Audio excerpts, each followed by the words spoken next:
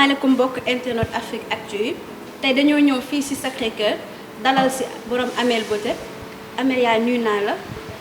Nathalie maa ngi lay nuyu maa ngi lay fay di la remercier et di la jaajëfal aussi pour invitation bi nga def nii maa ngi remercier aussi internautes yi nga xam ne ñuy suivre à travers l'émission. ñu ñëw ci suñu deuxième invité Georgette nuyu naa la. Nathalie fay naa la maa ngi lay nuyu di la sant di kontaan trop ci invitation bi aussi maa ngi remercier à internautes yi ñuy suivre ci émission bi merci beaucoup. mbokk internet yi ñoo ko déggandoo ku nekk présenté wu na ñu ñëw ci Amélia tey su ma la doon laaj kan mooy Amélia lan nga may tontu. Amélia de mooy xaritu xale yu jigéen yi mooy xaritu cliente mi di xaritu ñëpp que ce soit ñi ma bokkal métier bi que ce soit couturière yi sama mbokku jigéen yëpp daal samay xarit lañu samay sœur lañu voilà. lan moo la motiver si ba nga dugg ci milieu maquillage. Bon au départ dama amoon benn passion c'était la coiffure donc d'ailleurs ñu bëri ci lañ ma xamee donc ci coiffure laa commencé parce que depuis étant jeune maa ngi doon topp sama sœur parce que sama sœur ci loolu la doon yëngu muy Erika nekkoon ancien mannequin donc ci loolu la doon yëngu ma am ci passion fa la passion bi jógee ak amour bi et puis bon bi ma demee ba benn moment ma def ci 10 ans après ci laa ne négal pourquoi pas ma ibbi sama salon donc au départ quand j'ai ouvert le salon c'était pour la coiffure parce que j'avais un amour pour la coiffure bi ma ko ibbee mu tombé juste ak tendance make-up bi c'était en 2014 en 2013-2014 parce que make-up bi maa ngi ko commencé sama kër bon bi ma ibbee sa salon bi fii Sacré-Cœur boobu au départ mu ngi doon mesurer 40 mètres carrés donc ci mu tombé juste maquillage bi nekk tendance parce que dama doon suivre souvent dama doon dugg ci réseaux sociaux yi di gis mannequin yi ni ñu doon maquiller et tout donc après je me suis dit pourquoi pas duma ko boole ak coiffure bi du coup bi ma ibbee ma daal di commencer petit à petit après ci laa def benn émission avec une grande animatrice bu bokk ci une des grandes chaînes ici à Dakar mu xëy benn jour proposé ma ne ma pourquoi pas comme gis naa ne ñu bëri dañuy wax ne que tu maquilles le plus souvent sa kër et tout pourquoi pas doo ñëw ñu def benn rubrique alors quand j'ai accepté sa demande c'est à ce moment que la ñu def émission bi et top c'est parti jusqu'à aujourd'hui noonu la ñëwee voilà. ñu gis ni da nga déménager parce que fi nga nekkoon moo gënoon tuuti fii mais fii gis nañ ni macha allah mën nga accueillir sa cliente yu la neex te gis nañu macha allah da ngay fii dafay bëri nit daal macha allah. te sa liggéey daal kenn dootu ko laatam ne daal. léegi tey su ma la doon laaj nan nga nekkee ak sa ñi ngay liggéeyal ndool sa maquilleuse yi ñi lay jàppale et tout sa employé nan nga nekkee ak ñoom. sama employé yi de ñi ma xam ak ñoom ñi nga xam ne ñoo fiy ñëw yàgg ma gis ak ñoom lenn de laa mën a wax ñoom ñooy nit yi nga xam ne ñoo ma gën a jege parce que de un on passe nos journées ensemble on passe plus de temps dans le travail que sunu kër donc du coup dañu nekk benn famille une famille très soudée ñu nekk sama ay rakk yu baax a baax yu ma déggal ba pare yu am jom nag parce que liggéey bi ñeme nañ ko torop ragaluñ ci dara dawuñu ci dara aussi dañuy bàyyi seen kër toute une journée bàyyi seen famille ñëw ci liggéey bi di ci donné wu à fond ma naw leen aussi lu bëri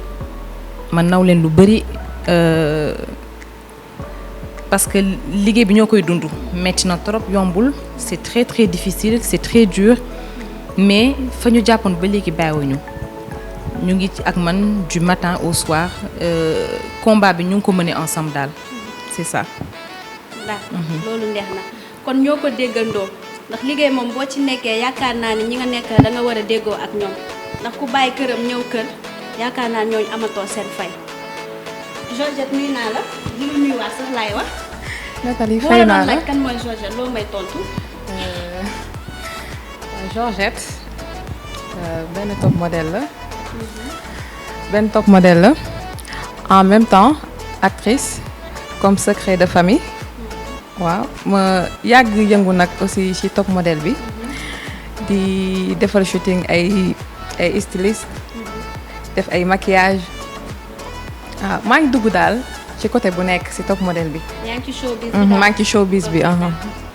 gis nañ ni temps yi yaa ngi ci secret de famille nekk ci ñaareel bu féroce xam naa ñaareel bi ma déggee dinañ ma door nan nga dundee nan nga mën a boolee carrière styliste beeg top modèle bi ak di jouer cinéma bi et tout. non loolu ça dépend rek ci ni ngay liggéeyee.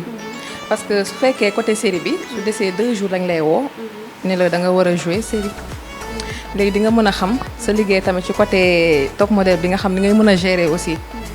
parce que dañuy ne jigéen moom benn liggéey jomb la. na donc na nekk liggéey bu baax boo xam ne aussi duñ la fay kii duñ fa yàq sa der.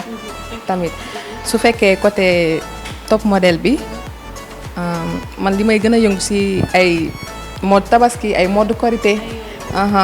ñi def tamit ay prêt-à-porter yeeg tubaab yeeg yooyu aussi ñi def perruque yi ñi publicité perruque yi ñi def tamit seen maquillage yooyu yëpp dama ciy yëngu mais su côté si côté série yi yooyu moom mettiwul non non.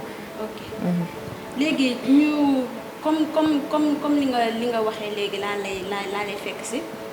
comme milieu cinéma bi et tout est-ce que boobu ba léegi jéemoo ci am ay yenn proposition yu indécentes yoo xam ne rafetul daal. non.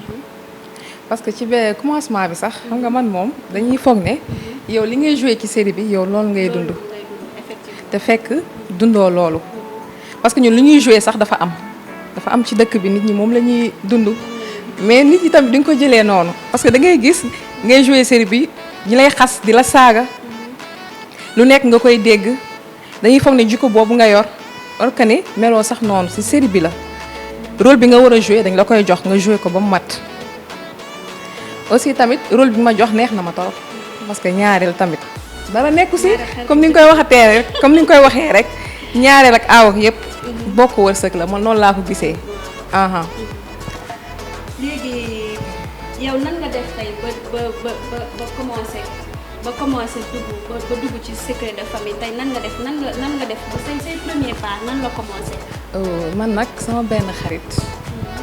tout le temps su may def ay shooting moo may maquiller mooy ñëw di ma defal ay maquillage. sama benn xarit mooy ñëw di ma defal ay maquillage ak yooyu. Zatafa moo ma woo benn jour ne ma Georgette dañuy tourner benn série bu tudd secret de famille. léegi ba ma wooyee mu ne ma yow damay gis. da nga yëngatu daal da ngay dund no stress te man xam naa ne suñ la joxee rôle boobu di nga ko jouer ma ne ko waaw comme loolu la waaw d'accord amul problème léegi ba ma demee ñu gis ma jouer première séquence affaire bi jàll après si laa ci continuer ba léegi maa ngi si waaw alhamdulilah maa ngi ci. léegi tey na xam naa ni internet yi dinañ ne kii dafa xaw a niroog Viviane. tey nan ngay dundee dox ci mbedd bi ñu lay jaawaleeg moom wala ñu naan parce que tout le temps dañuy faral di naan rakam la dama bëgg tey nga expliquer internet yi nan ngay dundee loolu daal. loolu sant yàlla rek sant yàlla la. parce que Viviane. mook sama papa ñoo bokk ndey ak baay. sama rakku papa la. sama bàjjen la. sama xarit la. sama complice la sama lépp la. dama ko sonal nag. parce que yàlla day gis suñuy tourner clip day nekk ak ñoom tout le temps. en tout cas bàjjen bu baax la. daf may jox ay conseils dama ko sonal yéreem yeeg lépp laay sàcc di yóbbu. waaw loolu c'est normal. te dafa free c'est la famille. dafa free xam nga dafa oyof aussi. amul benn problème. bu loolu weesoo Amélia yow nan ngay dundee sa collaboration ak yenn actrices yu célébrité yu mag yi comme ay Viviane ndax dañuy gis ngay maquiller pas mal de célébrités yoo xam ne yow yaa leen di maquiller nan la sa collaboration ak ñoom di ñëwee et tout nan nga def ba nekk ak ñoom ba commencé di liggéeyandoo ak ñoom ba tey yàlla def nga si sant yàlla daal. li andi sama approche ak célébrité yi bon d'abord ci li may yëngu la et puis comme ci li may yëngu la mu nekk lu tendance comme j'ai dit tout à l'heure mu nekk lu tendance nekk lu ñëpp a bëgg ndax les góor yi sax dañu bëgg make-up boo make-upulee sax dañu naan mais yow la ngay xaar du xew ba demoo ci Amélia mu maquillé la. waaw ñàkk faa dem wóorul. voilà ñàkk ñëw ci Amélia mu wóorul maa ko wax. donc du coup sama liggéey dafa dem de bouche à oreille ba pare ñu may suivre aussi lu bëri ci réseaux sociaux yi ma ciy yëngu aussi lu bëri ce qui fait que mu am ay célébrités yu ma contacté am na yeneen célébrités yoo xam ne aussi maa ngi liggéey ak ñoom ñu may boole ak yeneen célébrité donc comme ni ñuy wax rek sa wërsëg yàlla dina ko jaarale ci nit comme on dit ku ñaq jëriñu aussi te booy liggéey bu jaar yoon liggéey bu rafet bu baax nit yi dañ koy bëgg comme on dit nit yi kenn moomu leen donc ce qui fait que loolu mu andi sama approche ak célébrité yu bëri voilà et puis bon sama digganteeg ñoom nag vraiment maa ngi koy rafetlu bu baax a baax non seulement maa ngi koy rafetlu bu baax parce que maa ngi daf ma permettre ma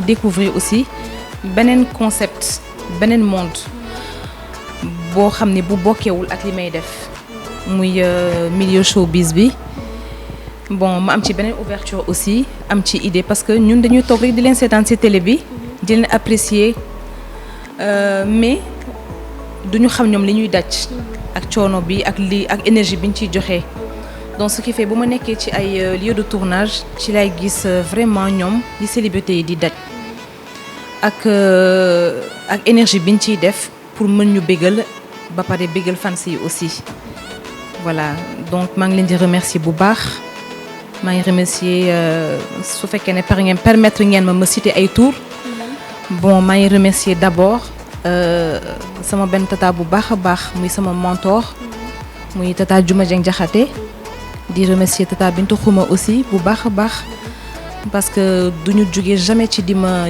conseiller ak di ma ñaanal di remercier Viviane Ndour aussi di ko remercier bu baax a baax di remercier Amina Poté parce que moom tamit maa ngi moom dépassé nañ cadre liggéey sama sœur la sacrifice yi may defal xam naa ko daf may pubal ba dañ may woo sax naan ma mais yow Amina moom xanaa dafa am loo ko jox wala loo koy tibbal à côté donc ce qui fait que sama diggante ak moom dépassé na cadre liggéey bi sincèrement di remercier Bijou aussi bu Sen TV di remercier Aïcha bi nekk 2STV aussi di leen remercier ñoom ñëpp vraiment parce que ñu ngi fësal sama liggéey di remercier aussi Chadia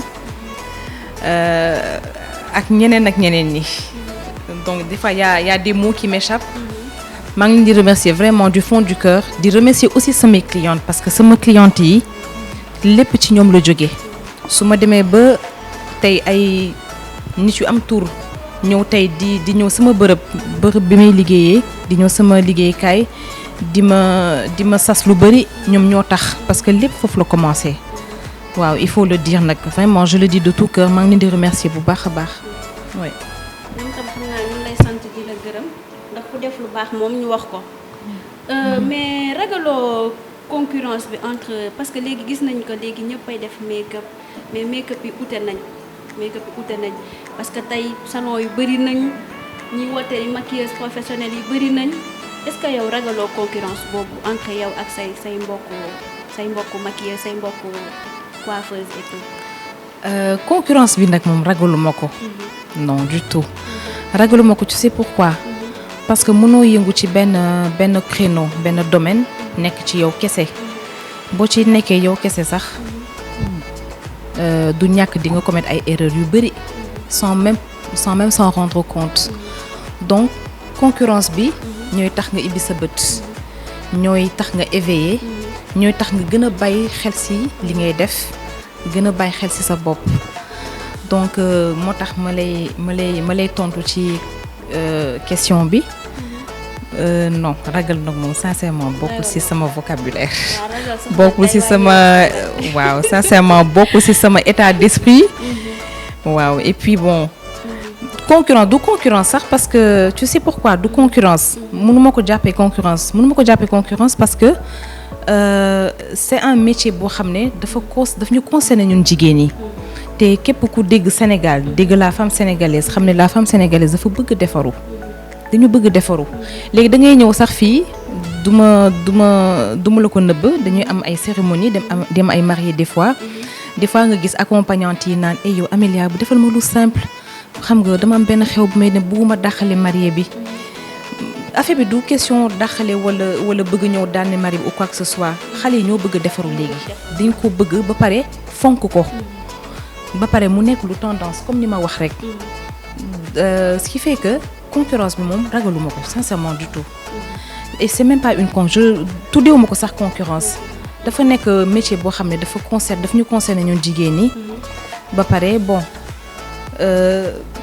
jigéen Sénégal yi bëgg defaru donc tamit affaire bi tamit mënoo ko jël yëpp pour yow kese c'est pas possible da ngay bàyyi ñeneen ñi aussi ñu dàq ci seen wërsëg et puis bon comme je dis tout le temps les jeunes entrepreneuses yi comme man muy que ce soit maquilleuses yi que ce soit coiffeuses yi ñi ciy yëngu yëpp en ce moment parce que dama leen di suivre aussi sur les réseaux sociaux dañ ko bëgg ba pare mën ko il faut le dire dañ ko bëgg ba pare mën ko di ba pare nekk ci te ñu ngi koy dund bu baax et puis mu nekk loo xam ne ma vraiment lu may rafetlu la parce que en 2014 may soog a ibbi mais que Amélia rek lañ fi doon dañu dégg ne moo ko doon def donc après au fil des années affaire bi commencé jël ampleur donc ce qui fait c'est bon ñu bëri dañuy naan mais wax naan ma waa yow yaa tax ma am amour def ko tu vois ñu bëri ñu ñëw di demander ay conseils si man am ci ñoo xam ne dama leen di jox aussi ay techniques et tout tu vois parce que affaire bi tamit dañ ko bokk ñu ñëpp ko bokk voilà c'est une famille. C'est ça voilà de toute façon maa ngi profiter au passage aussi di nuyu maquilleuse yëpp ah maquilleuse Sénégal yëpp bàyyiwuma kenn. ñu ñëw ci Georgette sa situation amoureuse fu mu toll parce que jot nañu takk wala célibataire wala marié wala nu mu demee noonu. non awma jëkkër nag. man sama liggéey mooy sama jëkkër. pour l'instant. non loolu du tontu ndax am nga copain wala amoo copain ndax marié nga wala célibataire oui ou non nga may tontu. non man instant bi xanaa déggoo li ma la wax. déedéet bul daw question man sama liggéey instant bi moom laa bëgg.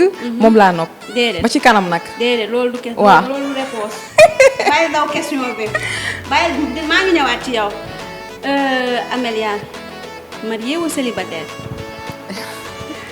non célibataire. célibataire lu waral loolu. li ko waral. li ko waral daal leen rek la liggéey bi. liggéey bi. waaw liggéey waaye liggéey mën nga di liggéey boole ko ak sa foyer yoraale sa famille et tout. dëgg la mën na nekk te incha allah bu ko yàlla tuddee rek dina nekk. waaw mais j'ai fait beaucoup de sacrifices surtout par rapport à mon travail parce que yenn rythme liggéey àndul ak sëy parce que kuy dugg sa bërëb bu liggéey kay 9h di génn minuit dina compliqué trop. compliqué pour mën a gérer foyer. Ouais. Donc beaucoup de gens se posent la question pourquoi je ne me suis pas remariée. Pour le moment dama def focus ci sama liggéey et c'est pour une bonne raison. dëgg la y a pas que le travail certes mais dama focaliser aussi sama liggéey à 100% et je sais pourquoi parce que j'ai mes propres raisons. Inch'Allah su ma paree ak li ma entreprendre ci liggéey bi dinaa ci jublu. bu soobee yàlla. yàlla na ko yàlla yàggatul. yàlla na ko yàlla mottali. tey su ma la doon laaj nan nga maquillé wee suñu mannequin bi tey lan nga may tontu. Je lui ai fait un maquillage de sortie. laa ko defal par exemple maquillage kuy dem cérémonie kuy dem dîner wala kuy dem soirée maquillage boobu laa ko defal. Donc c'est pourquoi j'ai choisi des couleurs très tendance muy le mauve avec un smoky et avec un smoky un peu pailleté loolu laa ko defaral. Bon lèvres yi ma xaw ko alléger tuuti parce que comme j'ai beaucoup insisté sur les couleurs au niveau des yeux j'ai préféré alléger les lèvres en mettant du gloss et un peu de rouge à lèvres nude. Donc maintenant pour la coiffure j'ai choisi du frisé parce que comme il fait très chaud en ce moment boo defee boucle day gaaw a lâcher parce que le temps est très humide et il fait chaud en ce moment. Bon boo ñaxee frisé bi dina ko camoufler quand même boo transpirer wala nga dem piscine wala nga dem soirée tu vois. Voilà c'est pourquoi j'ai pas choisi une couleur j'ai pas choisi un cheveu raide ni un cheveu semi ondulé. Voilà c'est ça. léegi tey maa ngi gis parce que sànq ba nga koy maquiller maa ngi lay bàyyi xel. mais ma gis ngay utiliser ay produits yoo xam ne vraiment ay produits de marque la. parce que dinañ ñëw ci yi ñu teg fii ci plateau bi tey. parce que xam nga tey li may faral di wax rek maquillage bu rafetee rek xoolal produit yi parce que tey produit bu baaxul rek mën na yàq maquillage te dama gis yow da ngay utiliser ay produits yu am valeur daal ay produits yoo xam ne ay produits de marque la daal tey nga wax ñu tey yan produits nga utiliser si pour réaliser maquillage bi tey. Bon man nag gis nga nag produits yi j'ai tendance à mélanger.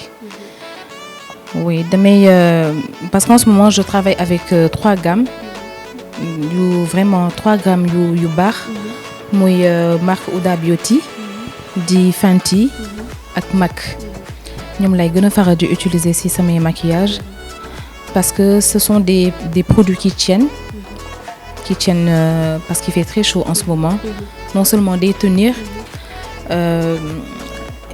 en plus de ça seen ay couleurs ce sont des couleurs très très lumineux ba pare seen fond de teint bi day téye bu baax seen poudre di téye bu baax ak concealer yi aussi donc ce sont ces 3 marques que j'utilise le plus souvent su may maquiller.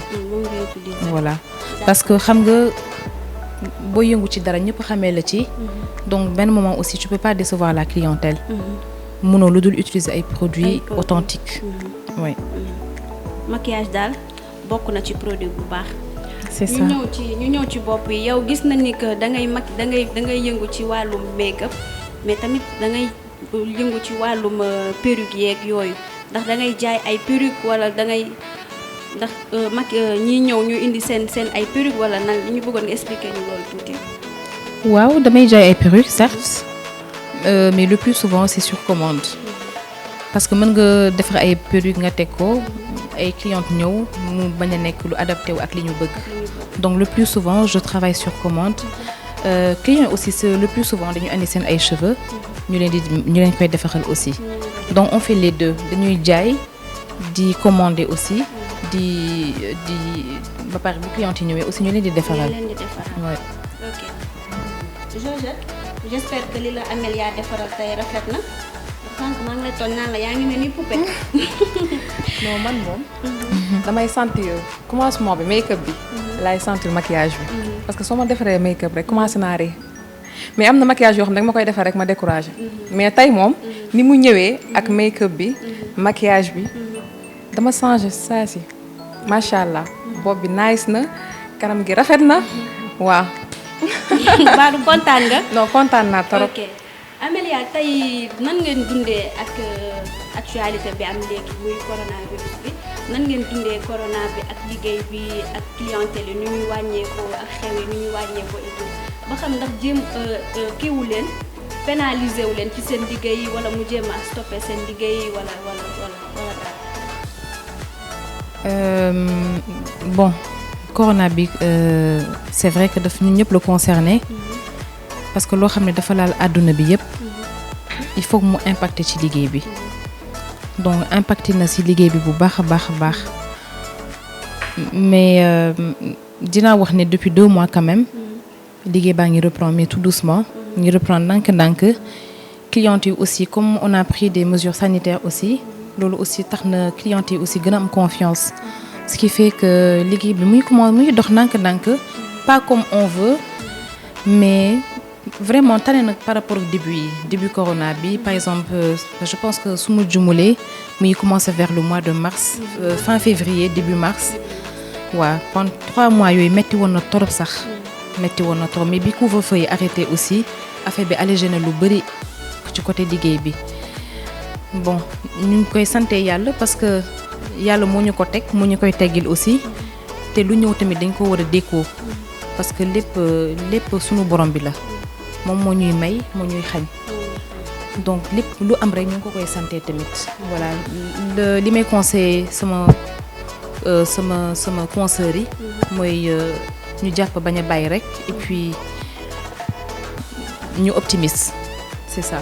D'accord léegi ñu bëggoon xam fii maquillage ak make-up rek ngay def wala am na leneen loo boole ci biir salon bi di ko def et tout pour nit ñi seetaan mën a xam lan la Amélia di def ndax nit ñi mën a sawar gën a mën a ndax xam naa ne moom client yi ñu ngi ñëw waaye pour ñu gën a mën a ñëw.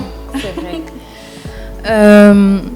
Boo gisee ma déménager ibbi lu gën a mag parce que fi ma nekk nii en ce moment c'est 4 fois plus grand que fi ma nekkoon li mu ko ëppee bëri na trop waaw j'ai pris un local très très spacieux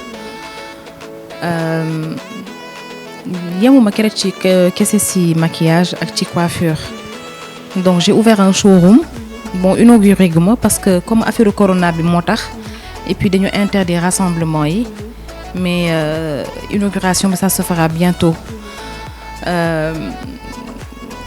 am na yeneen surprise yu bari yu ma leen dencal donc bu lépp pare bu lépp sottee incha allah ba mu des lu dul inauguré dinaa présenter institut bi ak ci li ma fas yéene yëngu incha allah.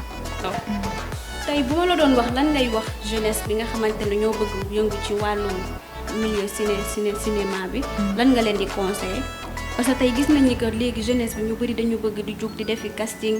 ñu bëri jug bëgg dugg ci cinéma bi. xam nga te dafay am ay lu bëri loo xam ne xale yu jigéen ñu ngi ko ci traversé daal ay yenn proposition ñu ngi leen ko ci def yow lan ngay wax jeunesse tey ñi nga xamante ñoo bëgg dugg ci milieu cinéma. man nag lu ma ciy wax. parce que yàgguma cee dugg. man lu ëpp ci mode yi. ci shooting yi. si laa gën a yëngu. parce que du dem kanam daal. temps la rek. dañ ciy yëngu. parce que di nga toll benn moment boo xam ne di nga tal sëy toog gérer am ay doom mais instant bi pour l'instant da ngay xool sa avancement parce que tamit doo nangu tamit ñu yàq sa der parce que soo gisee léegi ci internet beeg yooyu da ngay gis jigéen nga gis ni ñuy wane ay photoom ni muy jouer ci rôle série yi nga yàq deram waxal ko loo xam ne ëllëg day am jëkkër day am doom ñun li ñuy nekk ci showbiz bi nekkul moom la ñuy dund am nañu fulla jigéen dëgg yi nekk ci showbiz bi nekk ci internet bi réseaux sociaux yi yëpp dañuy am dignité moo gën a am importance ci jigéen dignité am sa caractère bopp xam ni ngay liggéeyee ba fi nga lay séntu bu fa egg ci lu bon xamal li ngay gérer sa life parce que tamit série yi ñi nekk moom la ñuy dund bu ko kenn bañ moom la ñuy dund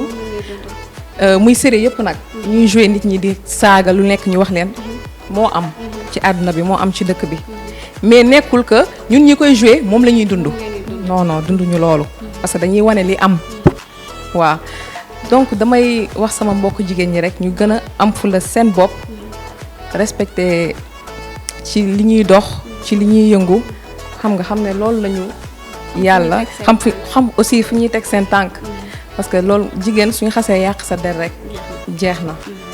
léegi sa mot de la fin ñu bàyyi la nga tàggatoo ak internet yi. man nag lu may wax mooy damay sant samay ñaari waajur bu baax a baax sama papa ak sama yaay parce que su lu woon ñoom li yëpp duma ci egg parce que ñoo ma bàyyi ma nekk ci showbiz bi nekk ci série bi samay xarit lañ ñoo tax may sonn. ñoo tax may ñafe ñoo tax may liggéey kon nag lu ma def rek lu ma am rek ñoom la ak ñaanu waajur aussi. dafa am solo waaw en tout cas maa ngi leen ñi ñaanal yàlla may leen gudd fan ak wér ba ñu fekkee suñu njëriñ ñu fekkee lépp di nuyu tamit samay rak nga xam ne ñooy sama lépp ñooy sama xarit maa ngi leen ñi sant tamit maa ngi sant aussi samay famille Chidid ak famille Camara ñoom ñëpp maa ngi leen sant leen gërëm di sant samay xarit ñu ma bëgg di ma soutenir ci li may def di sant Amélia sama tata bu ñaawul bi moo ma defal maquillage bi defal ma bopp bi aussi ma ñaanal ko affaire bi kon dem ba nekk partout dans le monde incha allah. amiin yàlla mën na ko te dina ko def. incha allah Amélia ce mot de la fin ndax xam naa ne émission bi mu ngi bëgg tirer à sa fin ñu bàyyi la rek nga tàggatoo ak mbokku internautes ci Africactu yi. d'accord d'abord maa ngi leen di gërëm di leen sant di leen ñaanal yàlla mu bàyyi leen fi ba ci kanam ak kanam ndax on a besoin de vous. di leen fi bàyyi ba ci kanam ak kanam may leen wér ak wérle may leen gudd fan aussi. maa ngi remercier samay employés ñoom lay jëkk gërëm parce que lépp ñoom la te lépp aussi ci ñoom la jógee maa ngi di gërëm di leen sant bu baax di leen ñaanal jàmm di leen ñaanal yàlla bàyyi na fi ba ci kanam ak kanam wëral seen cër yi aussi bu baax a baax. di remercier sama famille di remercier sama papa aussi au passage parce que moom rek laa am. waaw moom rek laa am j'ai perdu ma mère très tôt donc sama papa laa fi dese di remercier sama famille samay bàjjan di remercier sama maam bu jigéen ki jur sama yaay ndax moom moo fi nekk tamit ndax moom tamit du jógee jamais ci di ma ñaanal di remercier sama ñaari sœurs yi nekk France di remercier sama doomu ndey samay doomu ndey boog parce que am naa ci lu dul jeex. voilà maa ngi remercier madame Mboup Dada di remercier Cathy Konaté di remercier samay am di jàmm di remercier samay proches ndax ñi ma jege bëri nañ trop parce que ñoom ñoo may force di ma soutenir aussi waaw maa ngi leen di remercier bu baax a baax a baax di remercier samay clientes pour moom du ma mës a tay di ko wax lépp yéen la maa ngi leen di remercier bu baax a baax a baax. Voilà, et puis on se donne rendez-vous à bientôt. À bientôt. moom dafa nekk nit koo xam ne nit ku baax la ndax tey ñu ngi ñëw yendoog moom journée yëpp ci salon bi tey mënoon nañ ko woo mu ne ñu déedéet aw ma jot waaye ba ma ko woowee ne ko dama bëgg tourner ak yow émission daf ma dalal wax dëgg yàlla vraiment boobu ba tey au contraire sax moom moo may woo waaw kon nag am na nit moom amoo lu dul di ko fay te Amélia nit ku baax la di ko ñaanal rek moom tamit salon bi dekk ay salon ba ñuy dégg tur bi fu nekk. di remercier Georgette mii nga xamante ne moom tamit ba ma ko woowee ne ko dama la bëgg jël ci émission bi franchement hésité wul benn yoon moom nekk sama xarit nekk sama lépp vraiment moom nekk nit ku baax di ko ñaanal nag yàlla may ko jëkkër ju baax ndax xam naa ne moom loolu rek laa koy ñaanal moom xam na man xam naa di remercier Amélia tamit di remercier tamit ñi ñu fekk ci salon bi parce que ñoom tamit ay nit yu baax lañ ndax ba ñu ñëwee ci suba ba tey ñu ngi yendu ak ñoom vraiment ay nit yu baax lañ mooy élève Amélia yi ñi muy liggéeyandoor ñoom tam ay nit yu baax lañ vraiment yàlla na leen yàlla fay ñuy joxante rendez-vous ba beneen émission incha allah ak yeneen invité yu bees.